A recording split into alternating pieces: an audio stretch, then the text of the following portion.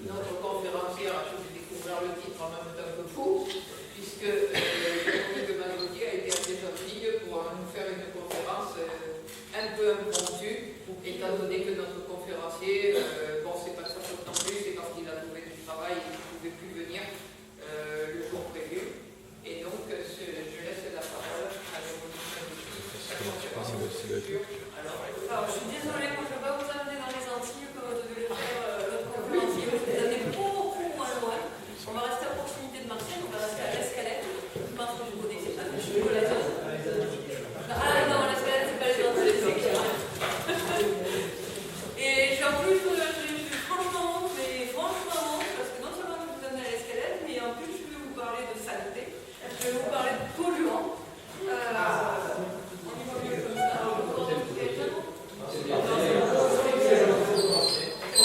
Donc, je vais vous parler de polluants et plus particulièrement de transfert de pollution du sol vers la plante.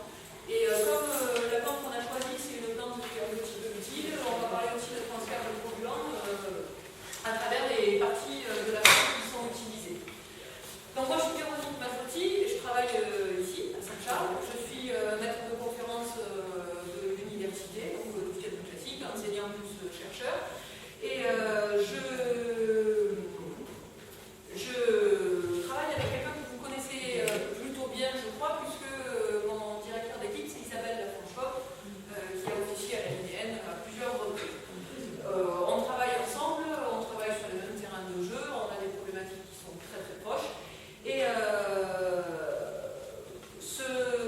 ces résultats que je vais vous présenter aujourd'hui, donc comme vous le disiez, madame, j'interviens un petit peu à l'improvisation. Si je suis trop technique, il ne faut pas hésiter à me le dire. Je vais essayer de rester gros niveau, parce que je sais qu'il ne faut pas trop vous garder avec vous, donc quand même vous savez pourquoi on parle. Mais si je suis trop technique, il ne faut pas hésiter à me le dire, je verrai à adapter. N'hésitez pas à m'interrompre aussi, hein, vous n'arrivez pas à faire le film. Et donc les travaux qui sont là, c'est une collaboration entre le laboratoire de chimie environnement et l'IMBE, Institut méditerranéen de biodiversité et d'écologie, anciennement IMEP, vous devez connaître aussi.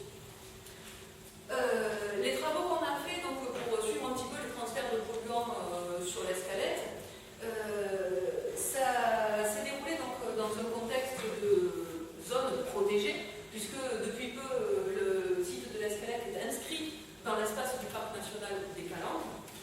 On est même carrément, en ce qui concerne le ballon de l'Escalette, dans la zone de cœur, donc une zone qui est évidemment prioritaire du point de vue de la richesse écologique. Et effectivement, puisque sur le ballon de l'Escalette, dans cette friche industrielle, on a beaucoup de plantes rares, on a de la Lium-Caméroli, on a de l'Ophrys massiliensis, quel que soit son nom à l'heure actuelle, et on a de l'hélianthème à feuilles de lavande et l'Herbinum syriacum. Donc on a tout un tas de plantes rares, menacées, protégées, qui sont sous l'influence directe de cette ancienne fonderie. C'était une usine qui traitait des minerais provenant d'Espagne. Et ces minerais étaient traités pour en extraire de la galène, du plomb, de l'argent. Il y avait donc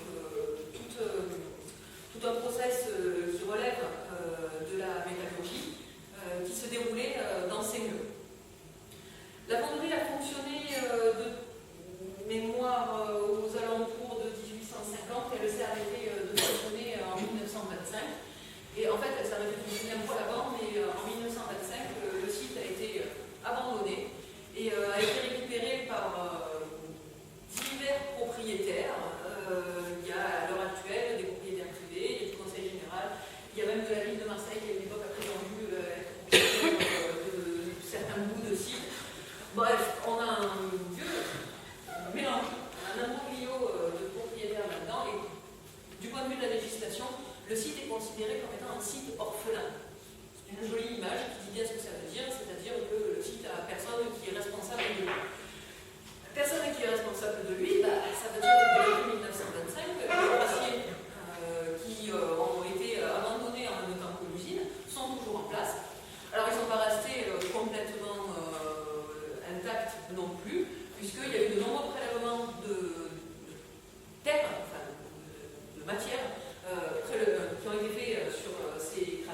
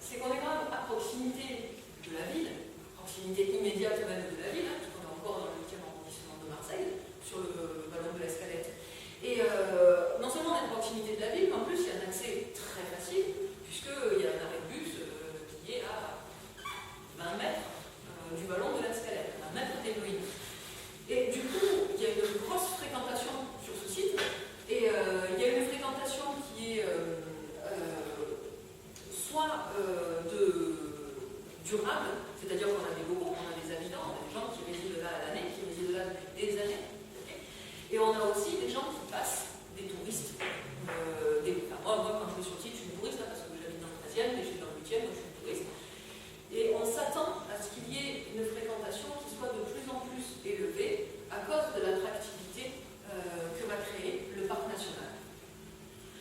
Donc, on a ces glaciers, on a ces ruines, on a une contamination, on a une source de pollution qui est réelle.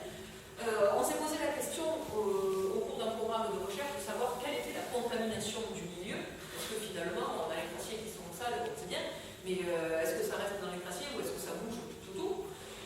On s'est posé la question aussi de savoir est-ce que les usagers pouvaient être contaminés. Et tout ceci avec une optique, enfin une idée derrière la tête, on n'a pas des études, on ne fait plus maintenant des études pour le plaisir de la connaissance, malheureusement. Et l'idée qu'on a derrière la tête, c'est de faire une phytostabilisation sur ce point, c'est-à-dire utiliser des plantes pour pouvoir bloquer la pollution, pour pouvoir empêcher la pollution de se disperser soit vers le milieu, soit vers les usagers. Ça, c'est un gros cheval de bataille de l'IMPE, l'IMED, comme vous le connaissez peut-être. Et donc, nous, on a regardé un petit peu comment diffuser la pollution, comment est-ce qu'elle passait du sol vers les plantes, si elle passe, oui, elle passe. Et comment est-ce qu'ensuite elle pouvait passer aux usagers qui pratiquent ce site, si ça passe, et encore, je vous spoil la fin, ça passe un peu. Alors, on s'est fixé une plante modèle, parce que malheureusement, pour être exhaustif, vu la richesse floristique du site, on n'a pas pu inventorier toutes les plantes. Alors, on en a inventorié quand même un paquet. On s'est penché sur le romarin, on s'est penché sur le genevrier, on a regardé aussi les fleurs bleues en globulaires. Voilà, on a regardé aussi la globulaire, on a regardé la sphodèle, on a regardé le bradypode. Donc on a quand même sélectionné pas mal de plantes pour essayer de voir quels étaient les modèles. Et là aujourd'hui, donc, je vous présente une partie des résultats, ce sont ceux du romarin. Et finalement, le romarin, c'est une bonne plante modèle. Pourquoi c'est une bonne plante modèle? Déjà parce que c'est une plante qui est native du site. Spontanément, le romarin pousse à l'escalette. En fonction du temps ouvert, je pense que vous le saviez. Spontanément, elle pousse à l'escalette, oui, ça veut dire qu'elle est tolérante dans les conditions écologiques du site qui conviennent, elle est tolérante à la sécheresse, donc ça c'est important parce que ça veut dire que si notre modèle de phytostabilisation, on veut s'en resservir dans d'autres zones polluées, par exemple, pourquoi pas à Alexandrie, pourquoi pas à Gênes, pourquoi pas ailleurs dans les villes méditerranéennes, on pourra ressortir notre romarin. Donc il est résistant à la pollution et il est aussi tolérant à la sécheresse, donc c'est une espèce méditerranéenne sympa pour ça. En plus, c'est une plante pérenne, c'est-à-dire qu'on n'a pas besoin de le ressemer toutes les années. Si on décide de l'utiliser dans une opération qui va impliquer une végétalisation avec du romarin, on ne sera pas obligé de venir le remettre en place tous les ans. Donc de ce point de vue-là, il est plus sympa que le bradypode, par exemple, qui a du mal à se maintenir dans un milieu quand on l'importe artificiellement.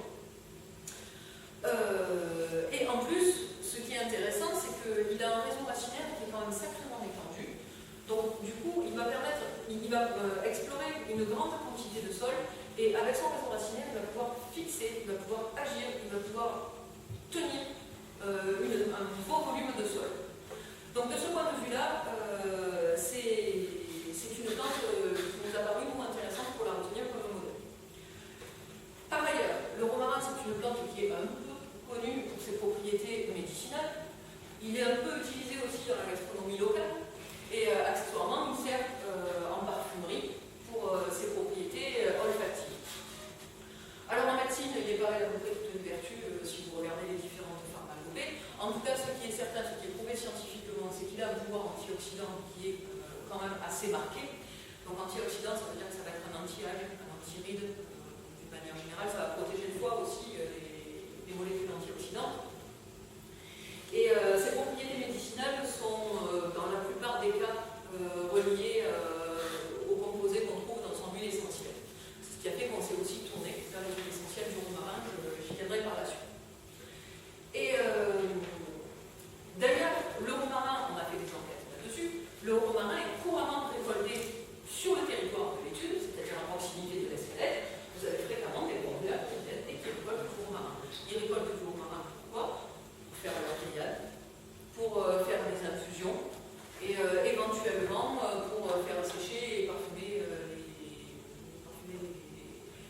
soir, pour faire de la parfumerie d'ambiance, mais ça c'était assez ponctuel, parce que bon, c'est pas l'odeur la plus agréable.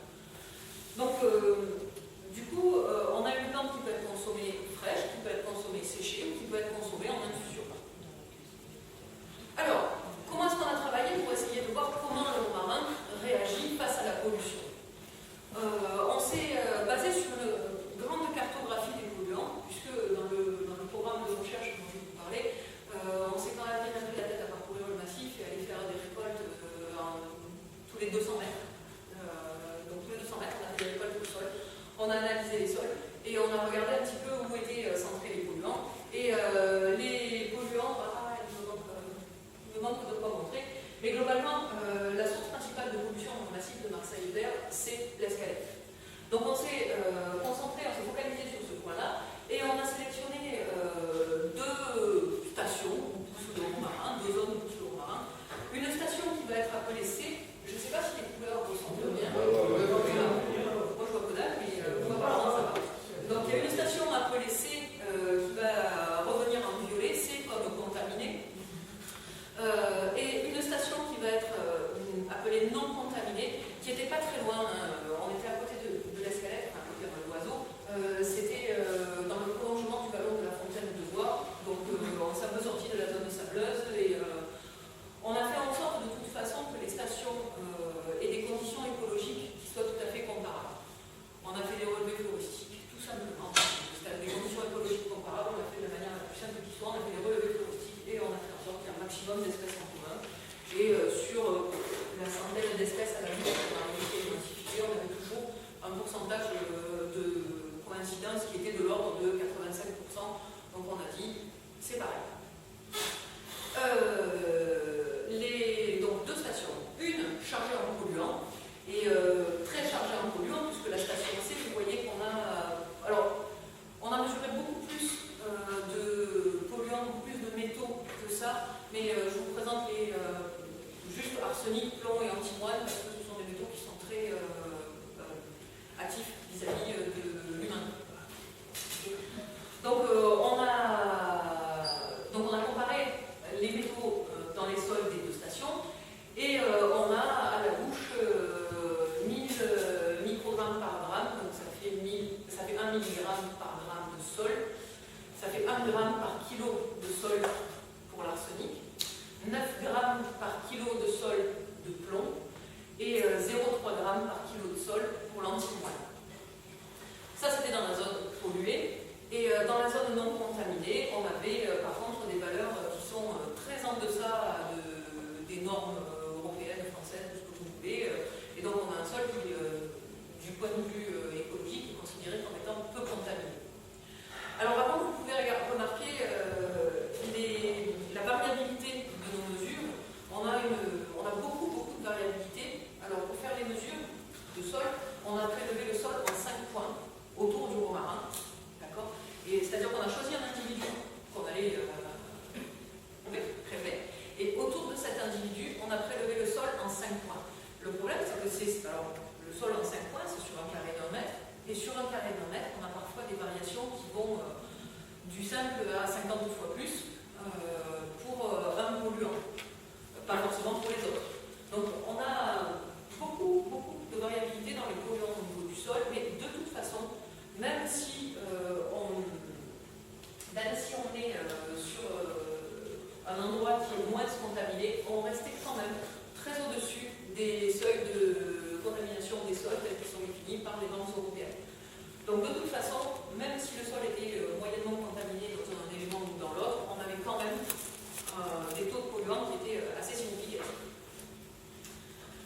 Qu'est-ce qu'on a fait là-dessus? Donc sur chaque station, on a récolté 5 individus. Sur ces 5 individus, on a regardé ce qui se passait dans les parties aériennes. Alors les parties aériennes, ça a été soit tige-feuille ensemble, soit tige d'un côté, feuille de l'autre. Okay. On a regardé aussi ce qui se passait au niveau des racines. Et donc on a récolté du sol, je le disais, au pied de chaque individu échantillonné. On a regardé un petit peu ce qui se passait dans les feuilles et dans les tiges pour voir si la plante avait un potentiel intéressant pour la phytostabilisation. Okay. Et on a regardé ce qui se passait dans les parties aériennes complètes en essayant d'avoir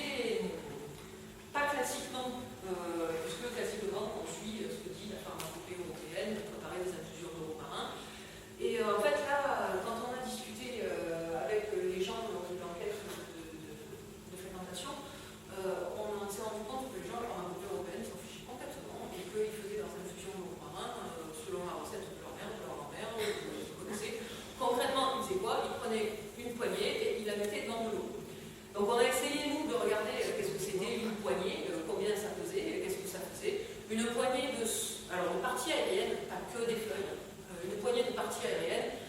À la louche, ça fait 50 grammes. Et si on regarde ce qui se dit sur les sites de type doctissimo.fr ou bref, si on pose la question sur Google infusion de romarin, ce qui nous est dit, c'est de faire une infusion de 50 grammes dans 1 litre et de laisser infuser pendant 15 minutes. Alors, c'est pas la pharmacopée, mais en tout cas, c'est ce que font les gens. Et derrière nos infusions, on les a passées dans la même machine pour arriver à voir quels étaient les teneurs en polluants à l'intérieur. Pour les huiles essentielles, on a procédé sensiblement de la même manière, sauf que là, par contre, on s'appuyait sur la pharmacopée parce que c'est ce qu'utilisent la plupart des exploitants. Donc, on avait un peu dans l'idée de voir pour les huiles essentielles s'il n'y avait pas moyen de rentabiliser l'opération. Concrètement, si on décide de tenter du romarin parce qu'on se rend compte que c'est un bon candidat pour la phytostabilisation, est-ce qu'on ne peut pas autofinancer le procédé en vendant des huiles essentielles de romarin? Pourquoi pas, ça se vend bien, l'huile essentielle de romarin, la France en demande, c'est un gros consommateur, on en importe chaque année, donc finalement, on pourrait envisager de vendre cette huile essentielle. Avant, on vérifie quand même qu'il n'y a rien dedans. Et on a également regardé ce qui se passait au niveau des mycorhizes, donc en procédant par des colorations, prélevant de tronçons de racines et en procédant à des colorations de la prophénol, comme vous l'avez expliqué ma collègue à la Fourchonne dans une précédente conférence. Alors, concrètement, qu'est-ce qui se passe? Est-ce que les polluants passent dans la plante? Oui, je vous disais en introduction, les polluants passent dans la plante, il y a une accumulation de polluants dans les romarins. Alors ça ne s'accumule pas partout pareil. Si vous regardez les graphiques qui sont sur la droite, le premier graphique vous montre les accumulations d'arsenic, de plomb, d'antimoine dans les racines. En dessous, vous avez les accumulations d'arsenic, de plomb, d'antimoine dans les tiges, et en dessous, l'accumulation d'arsenic, de plomb, d'antimoine dans les feuilles. Les échelles de chaque graphique ne sont pas les mêmes. Il y a beaucoup plus de plomb dans les racines, à la louche 442 ppm. Il y a beaucoup plus de plomb dans les racines et 442 ppm que dans les tiges, où on n'en a que 16 ppm. Et encore plus, en moins, c'est dans les feuilles où on a 3,4 ppm. Ça marche pour le plomb, ça marche pareil pour les autres éléments. Et ça a été pareil pour tous les éléments considérés. On a toujours beaucoup plus d'accumulation dans les racines que dans les parties aériennes.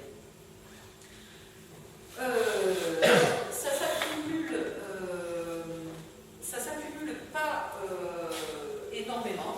On n'a pas affaire à une plante hyper accumulatrice. Vous avez peut-être entendu parler de cette histoire de faire du phytomining, faire de l'extraction de composés métalliques du sol par les plantes. Ça marche, hein? Ça marche super bien. Sauf qu'en général, on utilise des plantes qui vont être hyper accumulatrices, c'est-à-dire des plantes qui vont concentrer les métaux par rapport au sol. Là, on n'est pas dans ce cas-là. On a dans la plante, on a des polluants, mais on en a quand même moins que dans le sol. Donc on n'a pas une plante hyper accumulatrice, mais on a quand même une plante qui a des polluants dans son organisme. C'est quand même sacrément intéressant parce que ça veut dire qu'autour des racines vont être fixées de belles quantités de polluants. Je vous le disais plus tôt, il a une belle surface racinaire, un beau volume racinaire de romarin, donc de ce point de vue-là, c'est très intéressant. Par ailleurs, il y a moins de polluants dans les parties aériennes, et particulièrement moins dans les feuilles, que dans les racines. Et ça aussi, c'est super intéressant dans une optique de dans une optique de phytostabilisation, parce que ça veut dire que ces parties aériennes, quand elles vont mourir, elles ne vont pas relarguer les polluants. Parce que ce serait quand même ballot de charger les feuilles de romarin en polluants, et au premier coup de Mistral, les feuilles mortes se barrent et vont diffuser la pollution. Ça, c'est quelque chose qu'on veut éviter. Donc, le fait qu'il y ait moins de polluants dans les parties aériennes, c'est quand même très intéressant pour l'optique de phytostabilisation. Et si on regarde ce qui se passe en termes de contenu en polluants dans les parties consommées, on se rend compte qu'on a des valeurs qui sont relativement faibles, puisque dans les parties aériennes, on est de romarin ayant poussé sur la station ultra chargée, ultra polluée, là il n'y a que la station C qui est présentée. On a des valeurs qui sont assez faibles et qui globalement sont en dessous des valeurs, en dessous du seuil légal défini par les normes européennes, sauf pour le plomb. On on dépasse légèrement la norme européenne pour le plomb. Ce qui veut dire que concrètement, si on voulait récolter du romarin qui a poussé les pieds dans les crassiers de l'escalette, théoriquement, on aurait le droit de le faire. Bon, ouais, ça dépasse un peu pour le plomb, mais pas tant que ça, il suffit qu'on aille chercher un 2 mètres plus loin et il doit en avoir moins, ça se moyennera sur l'ensemble de notre eau. En plus, si on regarde les quantités de feuilles de romarin, admettons qu'on veut le vendre, des petits sachets, comme du pro, si on veut vendre des feuilles de romarin, quelle quantité de feuilles de romarin il faudrait consommer pour dépasser la dose quotidienne admissible? La dose quotidienne admissible, c'est ce qui est présenté sur le graphique d'en dessous.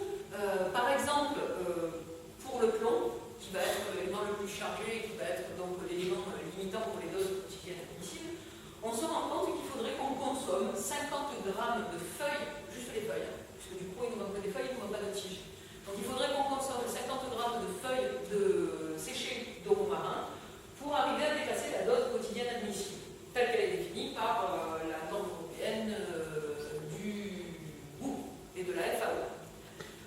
Donc 50 grammes de feuilles de romarin, ça fait plus ou moins le volume d'une balle de tennis à la louche. Ça fait quand même une sacrée charge en romarin sur les grillades. Donc manger ça quotidiennement, on ne le fait pas.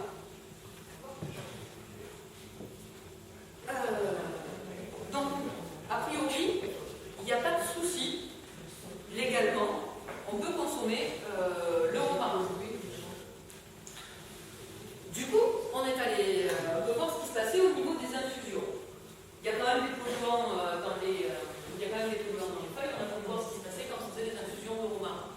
Quand on fait des infusions de romarin, on réalise une extraction, vous faites de la chimie, tous, vous faites des extractions avec un solvant à queue pour extraire des composés qui vont avoir une saveur qui vous intéresse, une efficacité qui vous intéresse.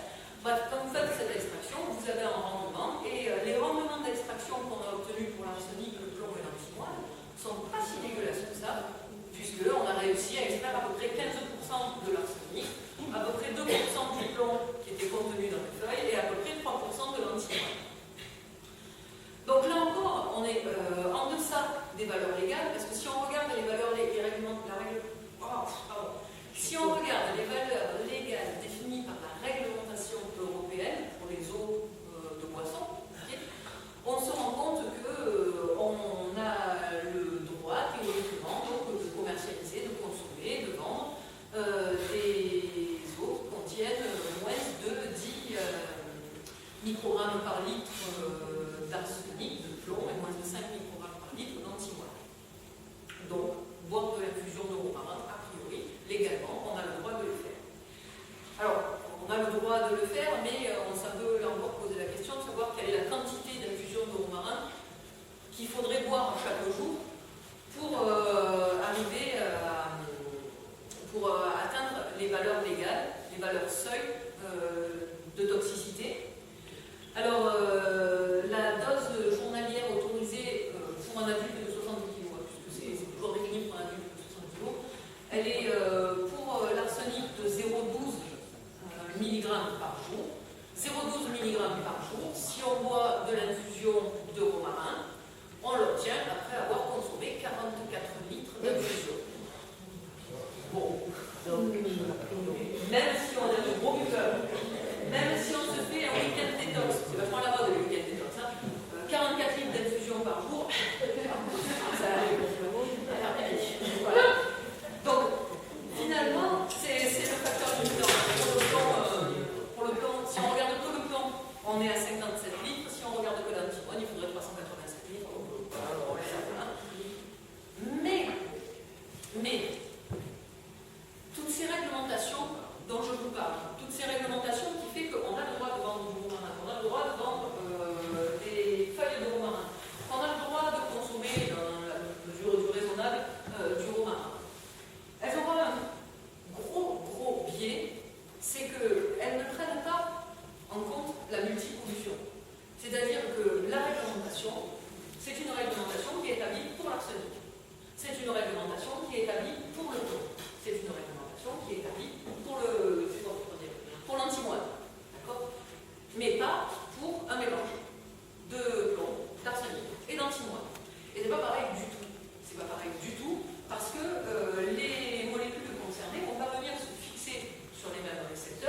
Et on a très souvent des effets de synergie d'un polluant quand il est administré en même temps qu'un autre.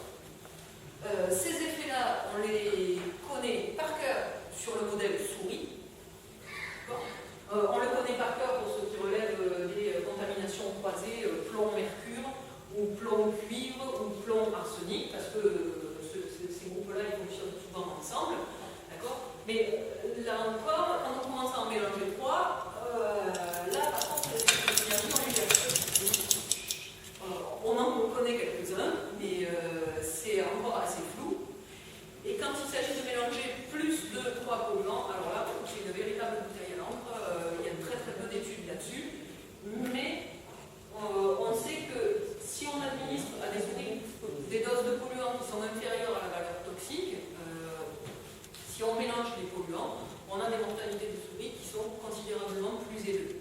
Donc cet effet de synergie, ce n'est pas une légende. Synergie, c'est un mot que je n'aime pas bien parce que très souvent il est utilisé avec une connotation mystique pour dire quelque sorte d'opération divine qui se produit. Mais en l'occurrence là, ça existe, d'accord? Face aux souris, ça existe. Et ça existe face aux souris, mais face à l'humain, il n'y a pas de réglementation dessus. D'accord? Alors c'est vrai qu'on n'est pas exactement similaire à des souris, mais en fait on reste quand même des modèles de vertébrés, de mammifères, donc si c'est toxique pour les souris, il y a quand même des chances que ce soit toxique pour nous aussi. Et puis le deuxième biais qui existe dans les réglementations, c'est que bon, l'effet cocktail, il n'est pas pris en compte, mais en plus, elles ne prennent pas en compte des expositions chroniques. C'est-à-dire que on sait qu'une dose journalière admissible d'arsenic, c'est de l'ordre de 0,12 mg par jour, mais c'est 0,12 mg par jour pendant un jour. Pas pendant une semaine, ni pendant un mois, ni pendant 50 ans, puisque ça fait 20 ans, ni pendant 100 ans, puisque ça fait presque 100 ans que la zone est habitée. D'accord? Donc, les gens qui consomment du romarin sur place, et on les voit, les habitants, ils vont dans la colline, ils font un cibette, ils récupèrent du romarin, pouf, ils le mettent sur les grillades, ou pouf, ils le mettent dans les infusions. Ou une des dames qu'on a interrogées, et qui n'avait pas très bien d'ailleurs, elle avait son petit morceau de romarin dans le jardin, c'est dans les pieds dans les zones qui sont hyper polluées. Elle mâchoire son petit brin de romarin tous les matins, ça lui donne bonne haleine. Ouais, mais alors, oui, un petit brin de romarin, ça ne contient pas grand-chose, mais c'est tous les jours. Et le problème avec ces polluants-là, c'est que le plomb, notamment, on sait qu'il va se fixer dans l'organisme et qu'il va avoir un effet cumulatif. C'est-à-dire que s'envoyer un jour 0,21 mg de plomb, c'est pas grave. S'envoyer pendant 20 ans tous les jours 0,21 mg de plomb, c'est très grave. Et c'est très grave, particulièrement quand on commence à devenir âgé, puisque le plomb va se fixer, quand il est absorbé dans l'organisme, le plomb a tendance à se fixer sur les os. Et quand on arrive à un certain âge, on fait tout ce qu'on appelle de l'ostéoporose. Et au moment où se passe l'ostéoporose, on a un phénomène de relargage de ce plomb. Et du coup, là, il y a une crise de contamination, alors que dans l'environnement, il peut y avoir absolument aucun polluant, mais on a stocké la pollution à l'intérieur de l'organisme. Et ça, ce sont des choses qui sont connues, pour le plomb notamment. Alors, le plomb tout seul, c'est connu, archi connu en médecine, mais pour le moment, la réglementation, on l'a pas. Donc, non, le romarin de l'Espelette n'est pas toxique, mais quand même, on sait que c'est pas toxique du point de vue réglementaire, mais on sait que la réglementation, là, ça va pas. Okay. Donc, personnellement, je ne le récolte pas là, mon romarin.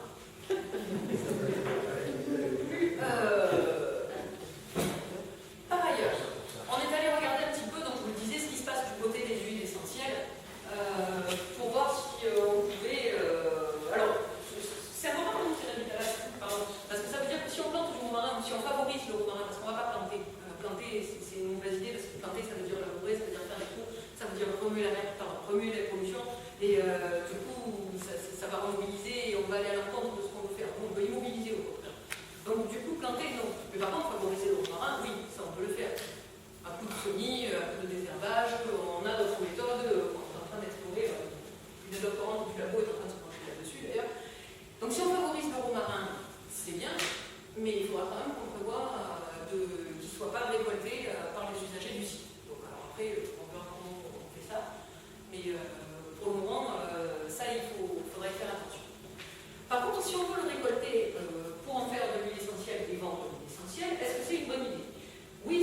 fonctionner, parce que quand on va couper le romarin pour l'huile essentielle, on va forcément le forcer à ramifier. Et le forçant à ramifier, on va avoir des romarins qui vont être moins verticaux et qui vont couvrir plus de surface dans leur partie aérienne. Donc ça nous intéresse parce que ça veut dire que ça va faire une protection accrue, ça va faire un écran mécanique qui va être beaucoup plus grand. Donc des romarins taillés vont mieux protéger le sol de l'érosion et vont empêcher le sol de se barrer les jours de Mistral par exemple, ou vont protéger le sol contre le ruissellement également. Donc tailler les romarins, ça nous intéresse. Alors peut-être pas les tailler tous les ans parce que ça demande des bons moyens humains, mais en tout cas les tailler de temps en temps, qui sait, tous les 5 ans, pour en faire une récolte d'huile essentielle par exemple. Est-ce que ça pourrait être pertinent? Oui, ça pourrait être pertinent. Sur les deux stations qu'on a comparées, on avait le même chémotype de romarin. Chémotype, vous savez ce que c'est? Oui. Ah, alors on a le même chémotype de romarin. Ça veut dire que sur les stations qu'on a comparées, on a la même race chimique. Il y a des romarins qui sont chargés en camphre, des romarins qui sont complètement dépourvus de camphre, par exemple. De la même manière qu'on a des gens blonds ou qu'on a des gens bruns, certains romarins sont capables de fabriquer du camphre, certains romarins, comme certaines humaines sont capables de fabriquer de la mélanine. Vous voyez, c'est un peu lié. Et donc il y a des races chimiques, et il y en a 6 pour le romarin différents qui sont clairement identifiés. Et là, on est tombé sur la même race chimique sur les deux stations. Donc c'est intéressant parce que ça nous a permis de les comparer assez finement. Et donc, alors c'est du romarin, c'est le romarin qui est dit chémotype à camphre et à cinéole. D'accord. Ce romarin à camphre et à cinéole, cette huile essentielle de romarin à camphre et à cinéole, c'est la même huile essentielle que vous pouvez trouver chez Carrefour, chez votre pharmacien, qui se vend absolument de partout. Et on a analysé quand même assez finement la composition chimique des huiles essentielles qu'on a pu fabriquer à partir des romarins de stations polluées et de stations pas polluées. Et globalement, on a les mêmes compositions. On n'a pas un changement radical dans la composition de l'huile essentielle. Les deux huiles rentrent dans la catégorie romarin à camphre à cinéole. Donc ça c'est bon parce qu'on arrive à avoir un produit qui, du point de vue du consommateur, va être tout à fait acceptable et qui va être qui va être tout à fait consommable dans le sens où, quand on extrait l'huile essentielle, on laisse dans l'eau qui a servi à l'hydrodistillation, on laisse les polluants. Et l'huile essentielle ne contient pas de métaux. Alors, attention, ça ne fonctionne pas pour tous les polluants. Quand on a des polluants organiques, notamment, je pense à des pesticides ou à des herbicides, quand vous faites une huile essentielle, vous les retrouvez dedans. Mais là, en l'occurrence, les pesticides, ce n'est pas notre problème. Notre problème, c'est le plomb et l'arsenic. Et ça, par contre, on les laisse derrière. Donc, on a une huile essentielle qui est super pauvre. Okay. Alors après, vous consommez des huiles essentielles. Je n'ai pas dit que c'était bon. Vous absorbez des composés qui sont parfois nocifs. Le camphre n'est pas bon non plus, vous savez, mais il n'est pas bon. Donc, je n'ai pas dit que c'était bon de consommer de l'huile essentielle pour romarin, mais en tout cas, moi, j'ai un produit que je peux vendre pour financer ma restauration écologique. Si on le regarde un peu plus, finement, on a projeté sur un graphique où les différents composés qu'on a observés dans les différentes huiles essentielles, on en a fait pas mal d'huiles essentielles, on en a fait 5 par romarin analysé. Alors on avait 5 romarins sur chaque station, sur chaque romarin on a fait 5 huiles essentielles différentes histoire de connaître un petit peu la variabilité de tout ça. Et donc on a projeté tout ça sur un graphique. Et globalement, ce qu'on arrive à voir, c'est que on a dans les huiles essentielles quelques molécules qui vont varier, pas de manière suffisamment importante pour que ça nuise à la composition, ça nuise à la qualité commerciale de l'huile essentielle, mais en tout cas, on voit certaines molécules qui vont être des marqueurs de sol contaminé. Je pense notamment au bêta-carotène, au myrcène, au camphène, à l'ocimène, et celles-là vont être privilégiées dans les huiles essentielles de romarin composés sur sol contaminé. Et on a par contre